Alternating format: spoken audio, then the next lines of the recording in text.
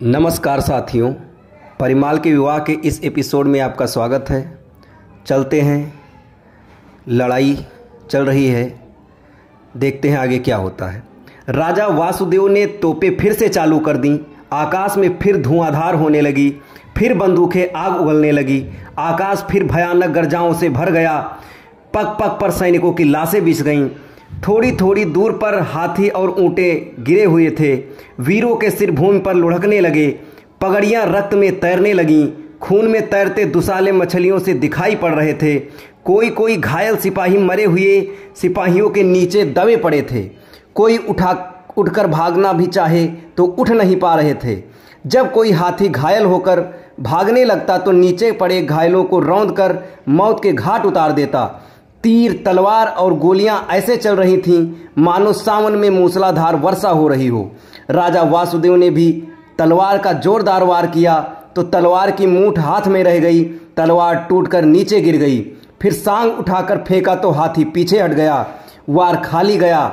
चंदेल वंशी परिमाल ने कहा, राजा वासुदेव, हमारे कुल की 3 परंपराएं हैं। पहली यह कि हम बांधे हुए बंदियों पर वार नहीं करते। दूसरी, भागते हुए सैनिकों पर पीछे से वार नहीं करते। और तीसरी परंपरा यह है कि हम पहले चोट नहीं करते, शत्रु को पहले मौका देते हैं। लो, छाती पे तीर मारो, तलवार मारो, मैं मुंह नहीं फेरूंगा।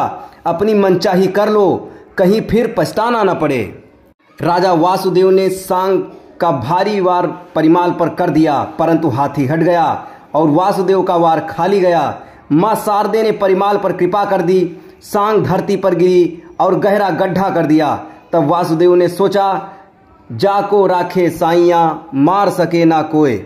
भगवान इस लड़के की रक्षा कर रहा है। लड़का प्रखर वीर है। वास्तव में इसके माता पिता धन्य हैं। जिनके पुत्र कायर हो जाएं, उन क्षत्रियों का जीवन ही मृत्यु के समान है। उनके कुल का तो नाश होना निश्चित है। जिनके घर में पत्नी कलह करने वाली हो, उसकी संपत्ति निश्चय ही नष्ट हो जाती है। जिनके घर पुत्री का जन्म हो जाए, वे फिर गर्व से सिर ऊंचा नहीं कर सकते। उनको तो सिर झुकाना ही पड़ता है। यदि मेरे घर बेटी न होती तो राजा परिमाल क्यों चढ़ाई करता। राजा मन ही मन सोचता है कि ब्राह्मण बनिए अच्छे हैं, उनके 4 बेटी भी हो जाएं, वे खुशी से कन्यादान कर देते हैं। दोनों ओर के परिवार तथा संबंधी प्रसन्नता से आनंदोत्सव मनाते हैं। ये राजपूतों में ही बड़ी बुराई है जो कन्या को नाश का कारण बना देते हैं। यदि वर ससुर का सिर काट दे तो भी बुरा, और ससुर अपने दामाद को मार दे तो भी नाश है। ऐसा सोचते हुए राजा वासुदेव ने परिमाल से कहा, चलो